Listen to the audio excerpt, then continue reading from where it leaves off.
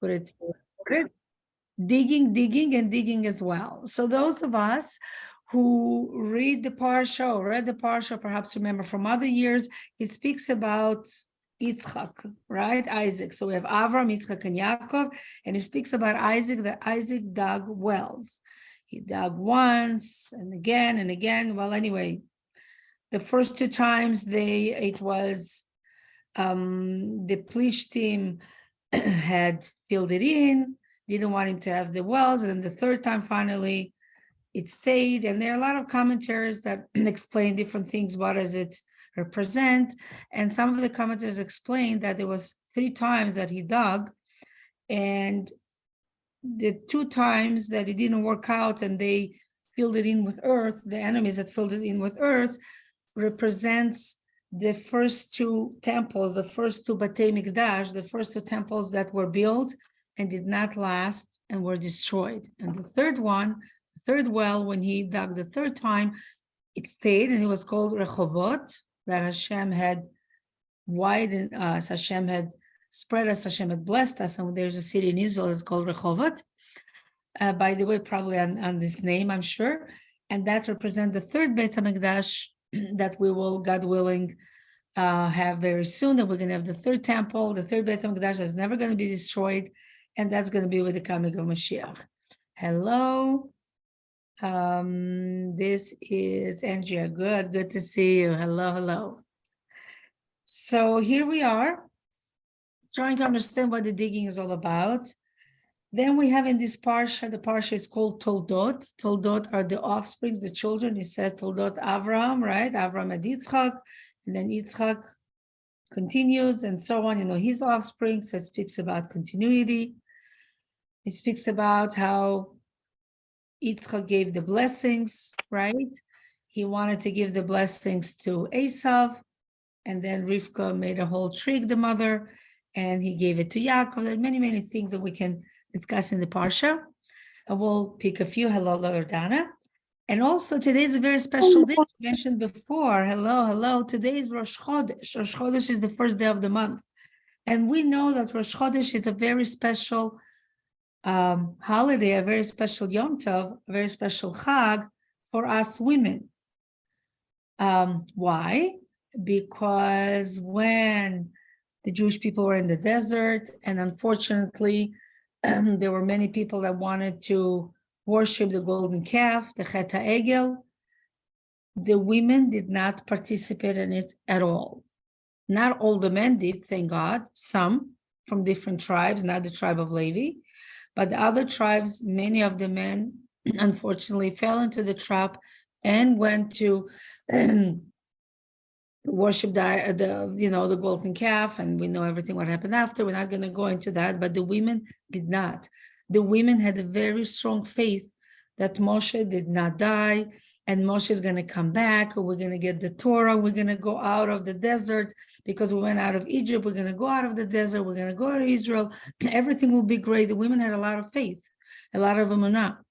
And it's known that the women usually had more emunah than the men, emunah, faith, and trust in Hashem.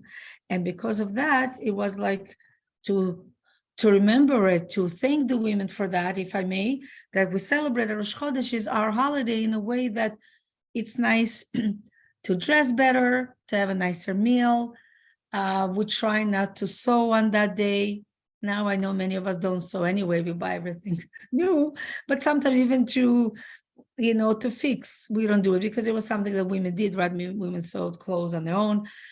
We don't do laundry, and I try very hard not to do laundry on Rosh Chodesh. And sometimes if we need to, and my kids need something, I tell them, well, you turn on the dryer, you turn on the machine, because it's something that, that we cherish. And it's a nice thing to remember that we had that extra faith, and we did not worship the golden calf. We did not go under to follow things that were wrong, even though so many other, well, not women, so many of the men did. And that's not to say, oh, we're better. It just strengthens our emunah, strengthens our belief that we should be strong, and things that we know that are true and strong and the right thing to do, even though many people are not doing it. Many people bully us for doing it. Many people can mock us for doing it. We know this is the right thing, and we have to follow what the right thing is. It's not easy at all, many, many times, and it's not easy to explain it many times to our family or friends, but Rosh Chodesh should give us that strength, and this is something special that we have as Rosh Chodesh. Rosh Chodesh Kislev is very special because we have so many special things that happened in the month of Kislev. Many Yom Tovs, many special days in the Chabad calendar, starting with Rosh Chodesh itself that the Rebbe recovered. I'll explain in a minute. And then we have more special days of other Chabad Rebbes from the 17th century, 18th, 19th, that special days that they were born or they went out of jail, like the Alter Rebbe, the 19th of Kislev, because he was arrested and thank goodness he was, freed. We have the holiday of Hanukkah. We have the Rebbe's wedding on that month, and many, many things. And Kislev is Chag Geulah, the Chodesh Geulah, the month of redemption. So many special things happen, and the holiday of light, Hanukkah, and so much we can learn from. And Rosh Chodesh, it kind of has it all in it, right? The same thing, Rosh. What is Rosh? A head. The head contains everything of the body. And if God forbid, something is wrong with the head, it affects the body. I know we spoke about it many times, especially before Rosh Hashanah. If God forbid something is wrong and somebody had a stroke, although the person did not hurt their hand or their foot or the leg or whatever it is, all of a sudden they cannot move it because the connection is not there. So the head is very important. And it's Rosh Chodesh, is very special today and tonight and tomorrow. And tomorrow is Erev Shabbos, the eve of Shabbos. So that makes Rosh Chodesh even more special because right as Rosh Chodesh finishes, before Shabbos comes in, again, we women have a very special mitzvah to do. We have to light the Shabbos candles. Well, Shabbos candles have to be in every Jewish home. If there's no woman or girl in a Jewish home for whatever reason, went out of town or a man lives on his own, whatever reason there is, if there is a man in the house, the man has to light the Shabbos candles. But if there is a man and a woman, then we have the privilege.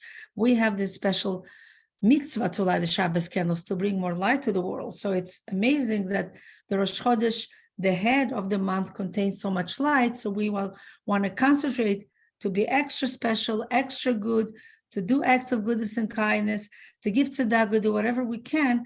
So the beginning of the month should be already so special that should give us the strength, the koach, the power to continue and to do many acts of good and kindness. The world is not perfect, and we need a lot of acts of goodness and kindness, and we really need Moshiach. I'm sure many of you heard that there was a terrorist attack in Yerushalayim on a bus. And it's very sad that people don't hear about it. The only reason that it was brought up here is because a young boy from Edmonton, perhaps was killed. I think a 16 or 17-year-old. They were from Edmonton, and he went to yeshiva, and they made aliyah. The family made aliyah, and unfortunately, the boy was killed. Very sad, very sad. I mean, there's no words to say. And the only reason I'm mentioning it because we have to tell the world, we have to tell ourselves, and we have to tell Hashem, enough is enough. We really need Moshiach. We really need the big miracle to end all the tzaras, all the terrible things, because it's so sad and so there's no word to explain why a small child at such a young age should finish their life. Why so many other things? They wrote 19 people were injured so strongly. We have no words. I was speaking to Rabbi Groner about it. He said that some of his family members or friends live really close to that stop where the bus was bombed. I mean, there's no words. And we just have to strengthen our belief that this is the last thing that happened, and God willing, Hashem will send Moshiach and everything will be good. And we have to accept the new month with a lot of, and get with a lot of happiness, because Simcha Poretz Geder. It says that when we are happy, it breaks all barriers. And many times there's something that can be not so good, but when we are happy and we have faith and we are grateful to Hashem for all the good things that we have, so God willing, Hashem will continue to bestow good things. So we're not going to need to go through anything else. And God willing, Mashiach should reveal himself, and we should only experience always goodness and kindness. So here, Yitzchak, we're learning about Yitzchak digging wells. As I said, there's so many things in the parsha to speak about. And we'll speak a little bit about the digging of the wells, and then I would like to share a video from JEM, Jewish Educational Media, that speaks a little bit what happened on this day of Rosh Chodesh in 1977. It was, I think, the 3rd of October then. And it was Simchas Torah, and the Rebbe suffered a heart attack. The video will speak for itself. And what happened on Rosh Chodesh, and that's why it's even a more special day. And something else that I must mention that is very important to my life and to all of us, I would say as well, since we care for each other as family, Rosh Chodesh Kislev is the yortzeit of my late father-in-law, which was such a special man. Actually, tonight, when I said goodnight to my Shleimela, to our baby, he goes to school in Kingston, Pennsylvania. So I told him, I said, he knows, obviously, I said, it's Rosh Chodesh, obviously, he knows the davos and everything, but I reminded him, I said, it's the yortzeit of your Zayda, of your grandpa, and he's the only grandson that is named after him. We have great grandchildren, thank goodness. Our grandson is also named after my father-in-law, but our son is the only grandson because we were all older already. My father-in-law was 91. And we were older, and I said, you have a very special namesake that you're named after, and you have to think about it. And it was very interesting. My father-in-law was, as many of us know, my father-in-law and my mother-in-law, may the rest in peace, they were the first emissaries from the first one that the Rebbe had sent in 1951, when the Rebbe became accepted the leadership. The previous Rebbe passed away in 1950. In 1951, the Rebbe took it more in a revealed way, but obviously right after, everybody was already coming to the Rebbe. It was the previous Rebbe alluded a lot, I like to have it a little bit higher, that we kind of knew that the Rebbe will be the one that will continue, although the previous Rebbe had 3 daughters, as we know. I'm just saying some stuff that some of us know, but I would like Vivian to know as well. He had 3 daughters. The youngest one, unfortunately, passed away, was murdered in the Holocaust with her husband, and the older 2 had escaped. They came to America, and the oldest brother-in-law, there was older brother-in-law, and the Rebbe was the middle brother-in-law. And it was very obvious from the Rebbe in the lifetime of the previous Rebbe that he gave many, he never said who will be the Rebbe after him.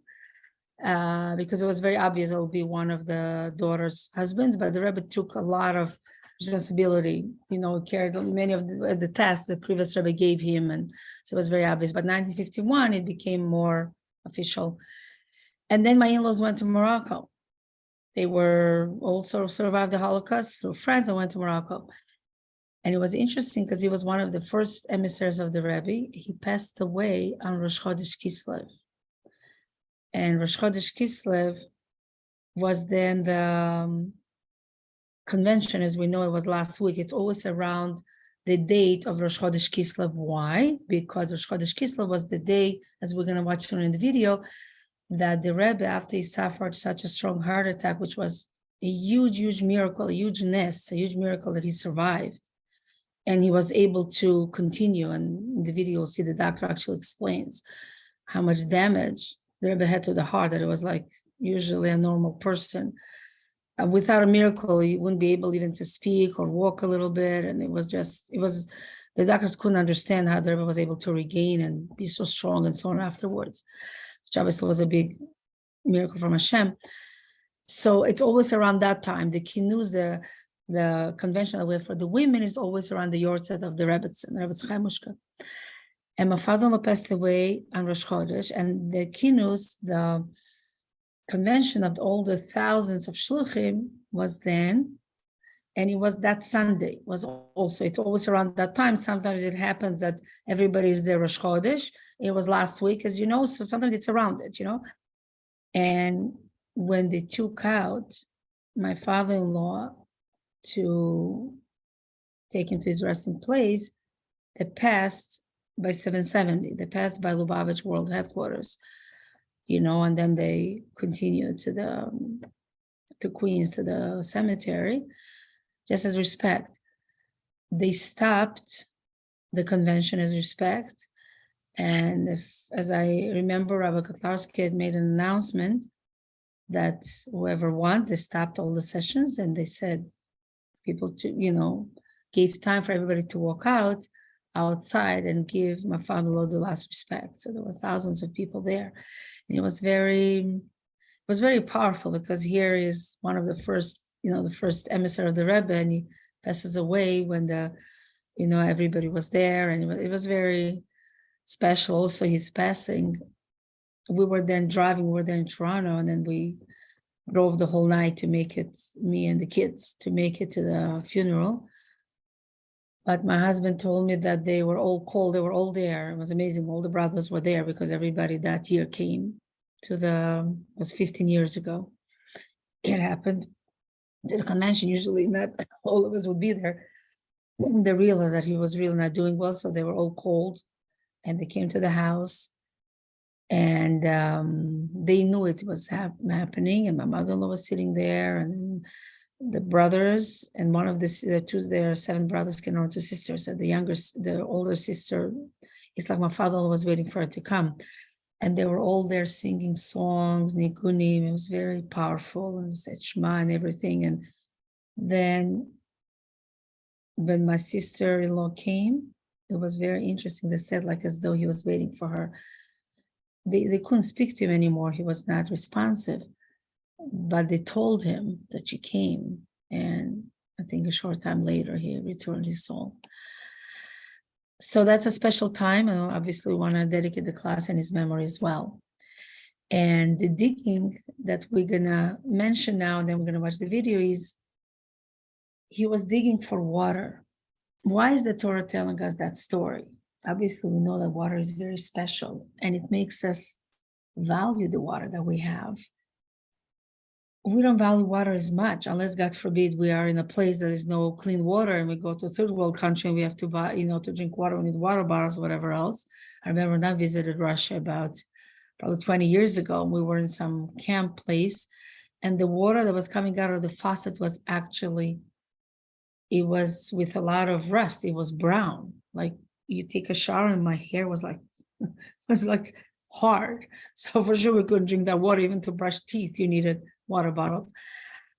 But we open and we just take it for granted. The water comes from the faucet. Well, we walk on the water, right? And then inside there is water, clean water, well water. And then in those years it was very hard. You had to dig and dig and dig to find the water, to find the pure water, and you know where I'm getting at. So when we're reading the Torah about digging wells again and again and again, till he was able to get the water, and the Plishtim, the other people that lived there, the enemies did not close it for him, did not fill it in with earth the way they've done the first 2 times. We're learning a lesson from it, that water is something very special. Water represents Torah. And to get to the pure water, you have to dig and to dig and to dig. Although now perhaps we don't dig as hard, we have the water coming out of the faucet, we have to learn from it in our spiritual sense. We have to dig inside of us, inside of our heart, inside of our brain, inside of us. We have so much good. And many times we don't see it the same way as we walk, and we can walk by a place. If we don't dig, we can walk and we don't even know that underneath there is a well of clean water. Only if we dig hard, deep enough, then we'll find it. If we dig deep enough inside our own heart, inside our own brain, inside our own will, we will see that we can really accomplish so much more. We can really do so much more than we do. We just have to dig, and then we'll find it. We have to dig to see the good in someone else. We cannot dig someone else. We cannot tell our spouse or our friends or even our children, dig and dig and dig in you. We can explain, we can lead by example. That's the best. It was so hard for me today to do it, my sweetheart. I can tell my son, my daughter, and I've done it. I overcame it. So my child is listening. Wow, mom also has challenges. It's not easy for her to get up early. I think it's only hard for me to get up early. It's only hard for me to finish the assignment. It's only hard for me to do homework. Mom and dad, it's so easy. They do what they do. So it's hard for them too. They just do it. Just had this talk with one of my children, from time to time, the married ones, and they go, well, how did you do this? You always did this, Mom. You always did this. And I said, I know. It wasn't easy. She says, yeah, I wonder about it now. But as a child, I thought, well, Mom always does it. And, we are always up. We always there. It doesn't mean that it's easy for us. So we learn from it. Everything in the Torah we learn in a spiritual sense, we have to dig. And when we dig, we find water. We find clean water. We find wonderful water. It depends how persistent we are, how much we care, how determined we are to get what we have to get. I'm sorry, I'm just going to call my husband to do the thing. Nachan, would you mind to come and put the video on? So I wanted to speak to you a little bit about what happened in the Rebbe had a heart attack and so on. And I thought it's better. There's a video of 12 minutes that Jem had put out that explains the whole thing, and we can understand a little bit better, and then we can perhaps discuss it. So you would appreciate why this is such a special time. I remember when it happened, 1977. Obviously, I was a child, and how special that day is for us, and how grateful all of us are to Hashem that He made that miracle, that we had the Rebbe after that for another 15 years. We'll just have to put it here. Hello. Evening, Rabbi. Yeah, and a good Good Chodesh. evening, Rabbi. Good evening. Okay, so hopefully it's all clear, and we'll make sure that everybody can hear.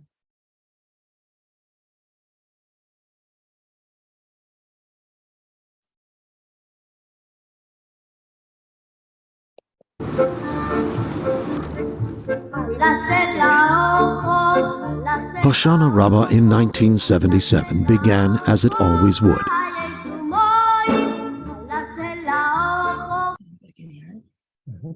You can all hear, right? Yes, it's a good Good. sign. As the Rebbe took to his Yes, plate, it's good. events began to take an extraordinary turn.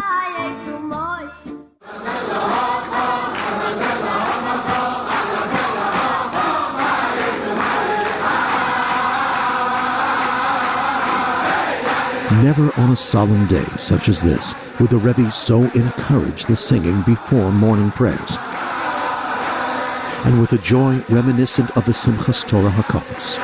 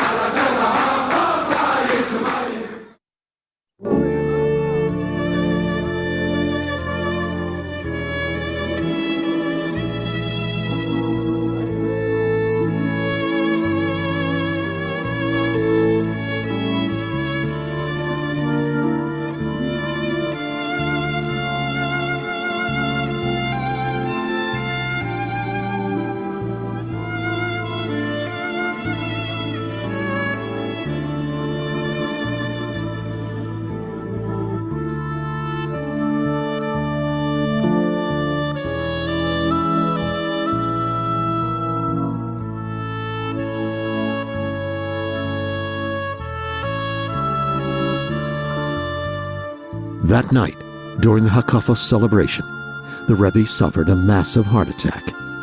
He would remain in his room for the next 5 weeks.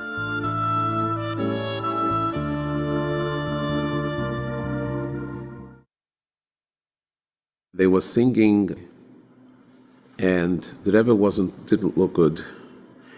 And he was leaning his arm on the stender and just clapping like this, which was very unusual, because Simchas Torah, the Rebbe would work the crowd. And the Rebbe would walk around the platform that he stood on to make sure that every side got his attention and was inspired for joy. But the Rebbe looked very, very pale. And He then made the hakafa very quick, and he turned towards the Mizrach, and then he turned around looking for someone. So my father went over to the Rebbe, and the Rebbe said, "Eibse nit schwer, bring a benkel evgich." So the chair came, and people started to scream, "Wasser, Wasser," to bring water. And Dr. Winch was there. He was a ER doctor from Miami, and he jumped up as well. And he was the first one to say, if I remember correctly, that it's an issue with the heart. Fear and pandemonium gripped us. Fear that something is happening to the Rebbe, and pandemonium, not knowing what to do. And the first reaction was to get everybody out of the shul. But meanwhile, a lot of people ran out, and they broke open all the windows to air. There was a very small crowd that was left, and I wasn't downstairs, whatever happened later, but I heard the Hakafas went.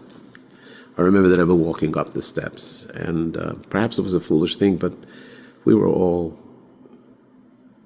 going nuts. We smensch, we never saw this thing, and we didn't know how to deal with it. And we were so worried, so I hid in the zal, and the door was open a crack, and the Rebbe was walking up the steps slowly.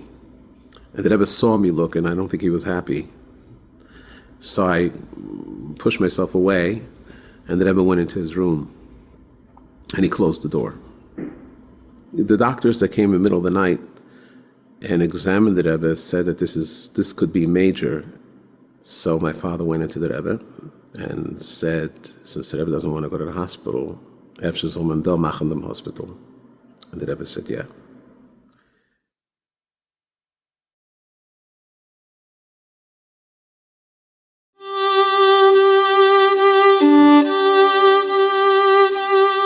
Two nights after the heart attack, the doctors allowed the Rebbe to speak from his room for 5 minutes.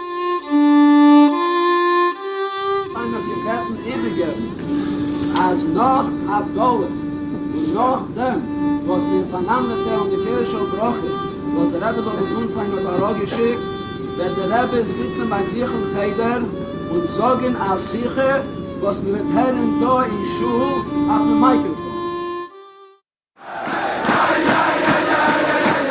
Upon hearing the news that the Rebbe would address them, the Chasidim's joy was indescribable.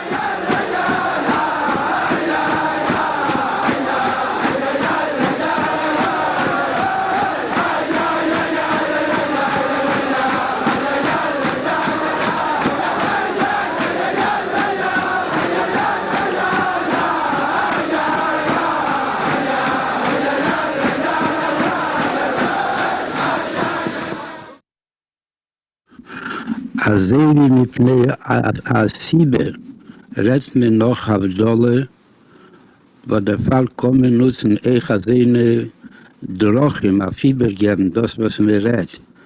Ich lemikemis Rechekim begashmius, aber selbstverständlich Krevim, Beruchnis, was bei Jiden nicht das der Riker, und bei ihm soll die Reisen nicht schon mal Iker, wie Guf am Tofel, wie der alte Rebbe sagt in Tanja, wie hier Rotzen, als Miusad auf die Maimore Rabbeseni Niseino, soll das einer sei bei jedern und bei jedere, betechechi Klal Israel, als einer schon Tevum und Vorachas, betev Hanire Vanigle Matum Asorot Vochim, in Bonne Chayum Zeinu Bekulum,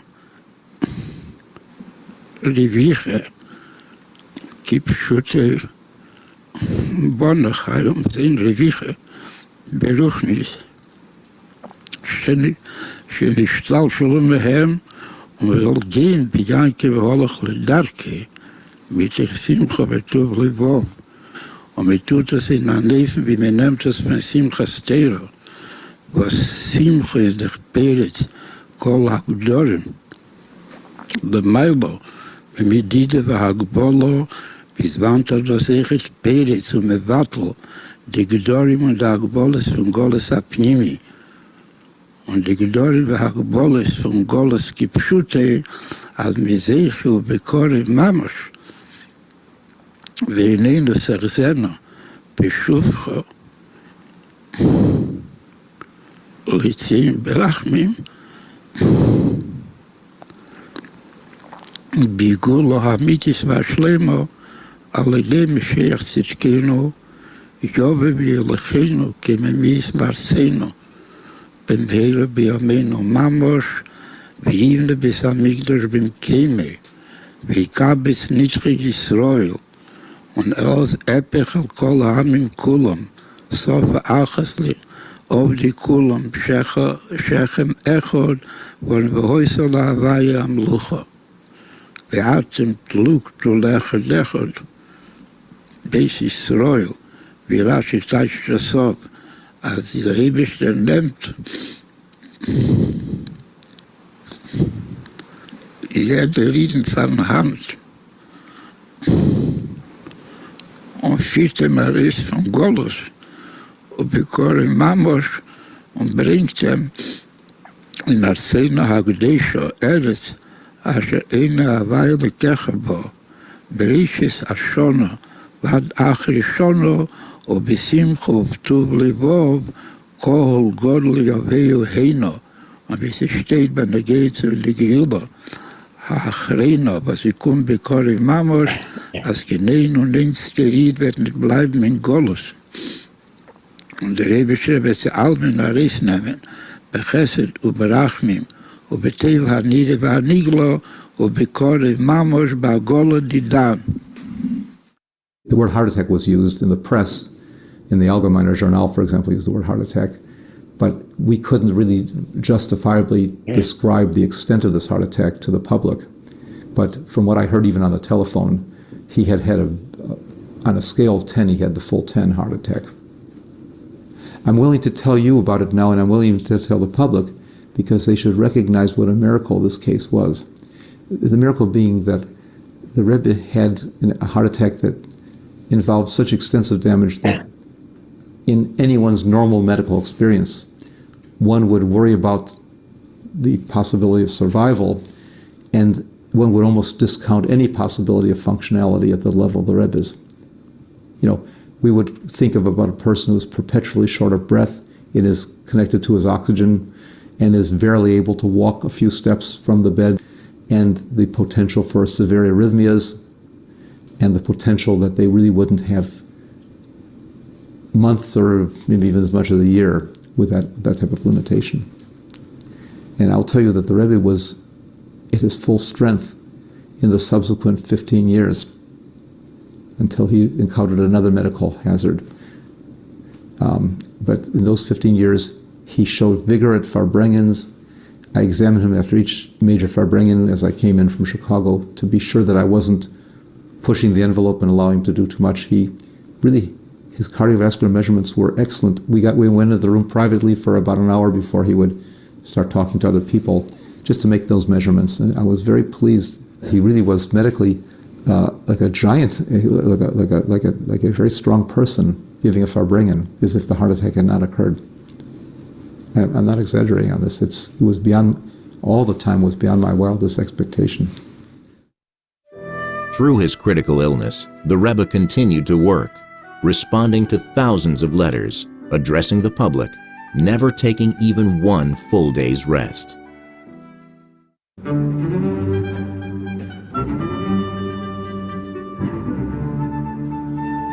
Only 5 weeks later, on Rosh Chodesh Kislev, in what the doctors would term a miraculous recovery, the Rebbe left 770 for home for the first time. The Rebbe's recovery and his leaving the ICU at 770 was a signal to his Hasidim and to the entire world that he would continue to lead, to teach, and to inspire.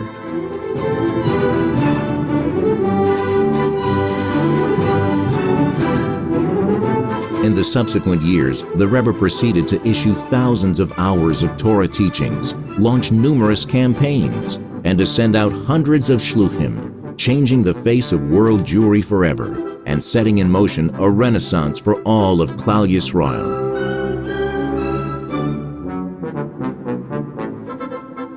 The the Rebbe's illustration of unwavering dedication, even during the most difficult times, set an example for his shluchim of true responsibility toward every single man, woman, and child.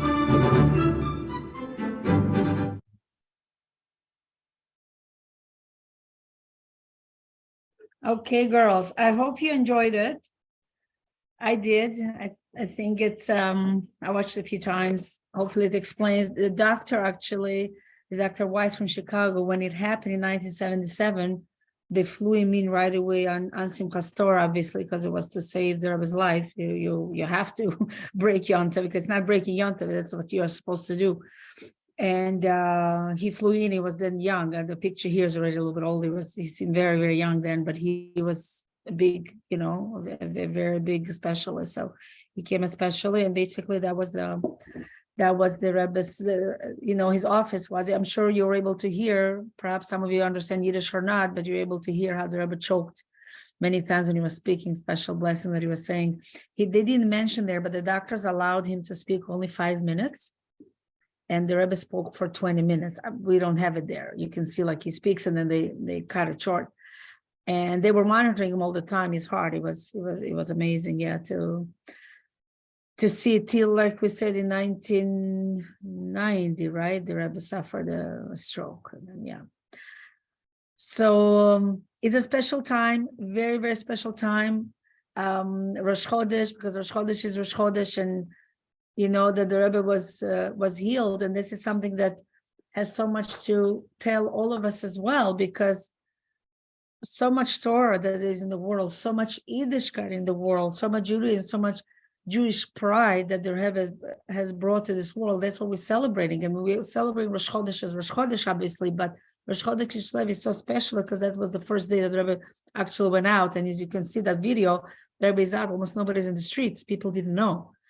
And then a few minutes later, the streets were like full. I mean, there's another video. I don't want to take your time. It's getting later. How you see everybody was dancing through the night and through the day. It was so amazing. People weren't used to not seeing the Rebbe every day. So it was very difficult. Like the person who was speaking, I think it's Rabbi Groner's uncle. He looks, his uncle and his father are twins. I don't know if you're able to see that. Rabbi Groner looks a little bit like him. Yeah, anyway, and he was speaking about his Zayda was the Rebbe secretary. And one thing I want to mention, that when the Rebbe came, he went to his room, as he said, and he closed the door.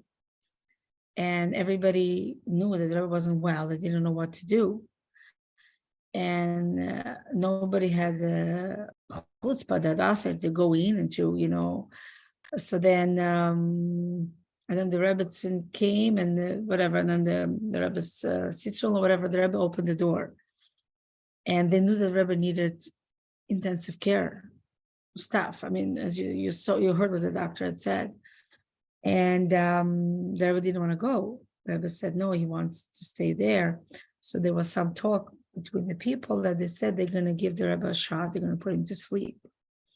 And they're going to take him by force. Well, they didn't want to force him like that, but they'll put him to sleep and then they'll take him in the ambulance. And then, that's all. It'll be too late. He'll be already in the hospital.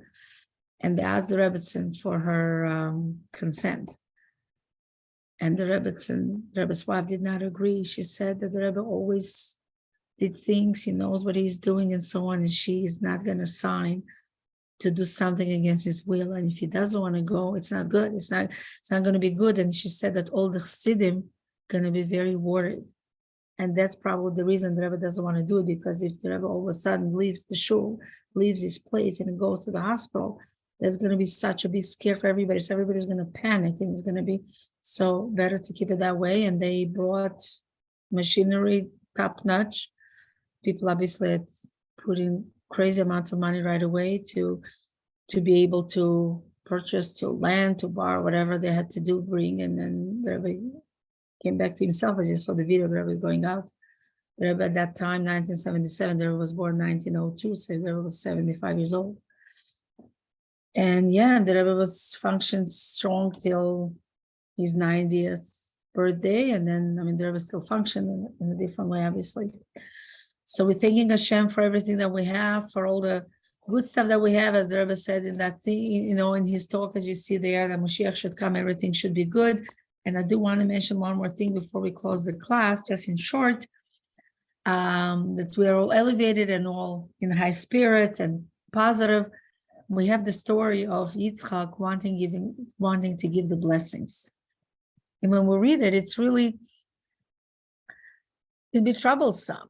Didn't Yitzchak know who Esau, his son, was? It's true, Esau was his oldest son. Esau was born first, or twins. But Yaakov was created first. Because when you put something inside a bottle, a container, whatever, if it's narrow, the first thing that goes in goes out last. So Yaakov was conceived first, then Esau. So anyway, Yaakov was the Bechor, but that's the way it was. And as we know, there was a lot of things going on between the two brothers. Now Rivka was the mother. Rivka was the matriarch. And we spoke many times that Torah says that the matriarchs, Sarah, Rivka, Rachel, and Leah, they were in a higher plane and a higher level of prophecy than our Avram, Yitzchak, and Yaakov. So Rivka, Rachel, and Leah, they're the higher level, and she knew that her son Yaakov has to get the blessings and not Esau.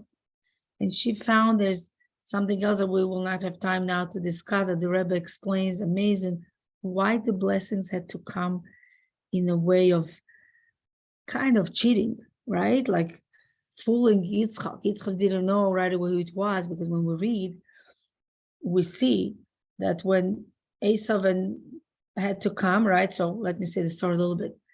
Yitzchak felt that he's getting older, and he felt that the time on this earth are coming to an end.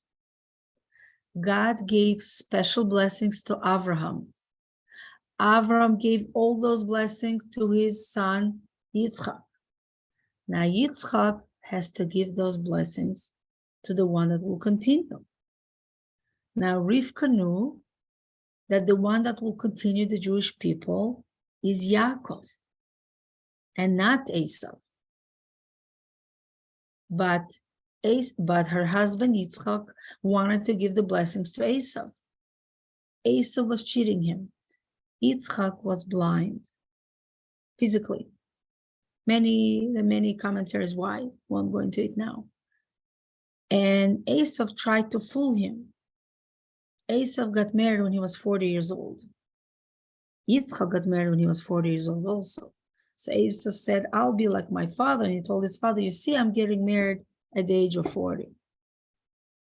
Never mind, till that age, the Torah says that he was so bad that he would rape women that were married women, and he would torture them all those years.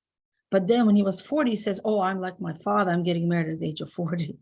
And meanwhile, what was he doing all those years? He was doing many things that were wrong. He would ask his father, oh, do you have to take Meiser? Do you have to take a 10th part from salt? You know, like when you live in Israel, when you grow fruit, vegetables, wheat, whatever it is, you have to give a part to tzedakah. You have to give a part away to the Kohanim and Levim, but only from things that are growing. You don't do it from salt. So he asked his father, oh, do I have to do it from salt? Making his father think, oh, he's so righteous. Meanwhile, he's stealing from people. And he was doing, as I mentioned, terrible things to women, to other people. He was a very bad person. So what Yitzchak didn't know, because he was blind, his son was able to fool him? What do you mean? Avram, Yitzchak, Yaakov, they were our patriarchs, they were such great people. Obviously, Yitzchak knew. Yitzchak knew very well who his son was. He knew who Esau was, and he knew who Yaakov was. He was hoping that with giving, that's what Kabbalah explains, that with giving Esau all those special blessings that he inherited from his father Avram, special blessing that God gave, that light blessing is not just something small. All that spiritual light will bring him back, perhaps. Esav's soul was even higher than Yaakov's soul, the neshama, because it says, and we know that something that is very high falls further. I have here a glass cup of water. I said the blessing before I get dry. If God forbid I throw it, if I drop it very close to the floor, it will break, maybe too many pieces, but the little pieces will not fly that far. If I hold it very high, obviously we all know it's normal, the pieces go so far. When Hashem created the world, there was such a thing that was called Shvirat HaKelim. There was the breaking of the vessel. There was a lot of light. You know, we speak that there is, in Kabbalah, it is the world was created like 7 times and it wasn't good, God destroyed it, and again. There was, so it was true. The sparks were very, very, the light was very strong and the sparks went really high. A lot of the sparks, spiritual sparks. Again, I'm saying in words of Kabbalah, but take it the way I explain it. Esav's neshama, Esav's soul was taken from very, very high. But it fell very far. It was his choice. He could have been very high. And this is something also that we women possess in us. We possess in us something, the feminine, not just women, the feminine thing in the world, animals, birds, that who gives birth, obviously the male and the female, the feminine part, which God has both parts in it. God is not a male or female, God has both. The feminine part continues. The feminine part does something the closest to God creates, obviously, with Hashem's help and so on. Hashem created something from nothing. We create from something, but it's still a very big miracle. We have that privilege, and that's amazing responsibility. But many women use their bodies not for something high. We can be very high when we are modest, when we bring children through marriage, not, God forbid, sleeping around with men, and God forbid, doing things that are not modest, that are wrong. We can do beautiful things with our bodies. But some women choose to do, or girls choose to do terrible things with their bodies and show it to everybody and whatever. We don't have to go on and be in the streets and whatever. So it's another example how we can use something that was given to us in a very high level, and we can bring it extremely low. Because a woman that goes on the streets, and God forbid that, she brings herself so low, to the lowest of lows. But she can really be very high. She can be a very high, level. And this was with Esav. Rivka knew in her high level of prophecy that although Yitzchak means well, really Yaakov has to get the blessings. And that's why she did what she done in order for Yaakov to go in. As we know, when we read the Parsha, please, and those of you who didn't read yet, you can read tomorrow on Shabbat. It's amazing, with commentaries, obviously, that when Yaakov walks in, Yaakov came before, right? So Yitzchak gave him the blessings. And why did Yaakov try to go quickly? Because it's not just, you give a blessing. People say, what's the big deal? Yitzchak can bless this person, that person, he can bless everybody. Blessings from a tzaddik is not just nice words. We should always give blessings to each other. And when you give from the heart, it's a good blessing. It's true and it's nice, and we should. But from somebody so great like Yitzchak, those blessings had to go to a nation, to a people that will carry it on. So it wasn't just if Yitzchak would give it to someone else. So Rivka made sure, obviously, that Yaakov should go there first. And we know that when Yaakov walked in, Yitzchak was confused because he said, who are you? And are you my son Esav? And he said, I am your son. He didn't say, I'm your son Esav, right? He didn't lie, and he said, I brought you food that Hashem helped me. And the commentators explained that Yitzchak was like, what? Esav is not used to saying God's name. Yitzchak knew very well who his son was, many of the things. And when Yaakov went in, it says the smell of Gan Eden, the smell of paradise came in with him. because Yaakov was such a holy person, and Yitzchak was able to sense it. And he goes like, what's going on? Like, so he told him, come to me. I want to touch you. I want to feel, I want to know who you are. And that was so smart of Rivka and Yaakov. Yaakov said, I'm afraid, Mom, to go in to my father because he might touch me. He might figure out that I'm not my brother Esau. And Esau was very hairy. He was born extremely hairy. So Rivka said, don't worry, I'm going to give you the dresses, the clothes, the coats of Esau that had lots of animal fur and a lot of hair. So your father will touch you and he will, he will not know that it's right. So Yitzchak told him, come, my son, I want to touch you. And then when he touched him, and he said, and this is something very profound, a passage in the Torah, he said, Hayadaim hakol kol Yaakov, your voice when you speak, it's the voice of Yaakov. But when I touch you, Hayadaim yedei Esau, but your hands are the hands of Esau. And our sages are teaching us this is something profound that we learned, every word in the Torah. Hakol kol Yaakov, the voice is the voice of Yaakov. The hands are the hands of Esau. We Jewish people, the way we win the wars, the way we win things from God is not by fighting. I mean, we have to protect ourselves. When we need to, we have to pick up our hands and we have to protect ourselves. God forbid if somebody's coming to hurt us. But us winning the wars, us winning what Hashem wants us to do is with our voice, with our call. What do we mean with our voice? With davening, with praying, with being kind, not fighting with the hands. Fighting our Esau. The bad people are fighting. The Yidden are talking. When we want to make peace, we speak to people, we try to do it in a nice way. Obviously, when we encounter enemies and people that you can speak to and they don't behave, then we have to take our swords, we have to take our guns, we have to protect the people in Israel. We have to protect our nation. But Hakol Kol Yaakov, when we daven, when Hashem wants to help us, then we have the miracles. So we're going to learn about Hanukkah, a small bunch of people, the Maccabees. How many people were they? They won the mighty, army. When we think about it, of the Syrian Greeks at the time, they were everybody was scared of them. And then a small bunch of people that weren't even so, big warriors that were going on those elephants. What did they have? How did they win the war? Obviously, it was because Hashem helped them.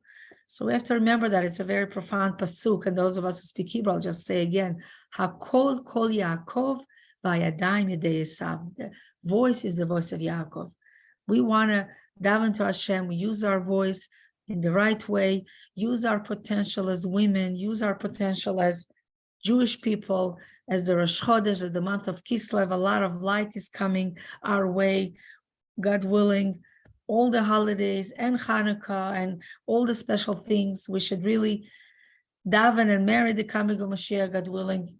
This parsha speaks a lot about Yitzchak. Yitzchak was the only one of our patriarchs that did not leave Israel at all. He was born in Israel and he died in Israel. Avram had to go when there was famine. Yaakov had to go to Haran. And when there was famine in Israel, Hashem told Yitzchak, you cannot leave. I have to make sure that you survive here, not like your father that went to Egypt because there was no food in Israel, because he was so holy that he was on the Mizbeach. He was brought up on the altar. So he was so holy, he was always in Israel.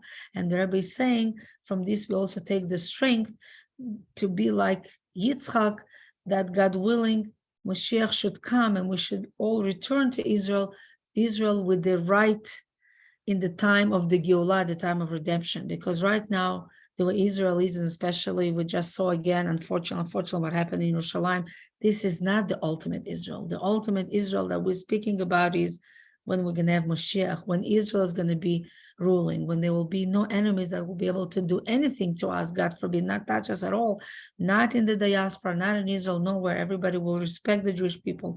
Everybody will see our strength. Everybody will understand, see our wealth, see how kind we are, how good we are. We are not here to hurt anyone. We have to be the light to the nations, and we are. And we're not hurting anyone, and we're just bringing goodness and kindness, and nobody should ever able to hurt anyone, God forbid. not Jewish people, not any other people that are good. We should have a good Shabbos, a happy Rosh Chodesh, everyone.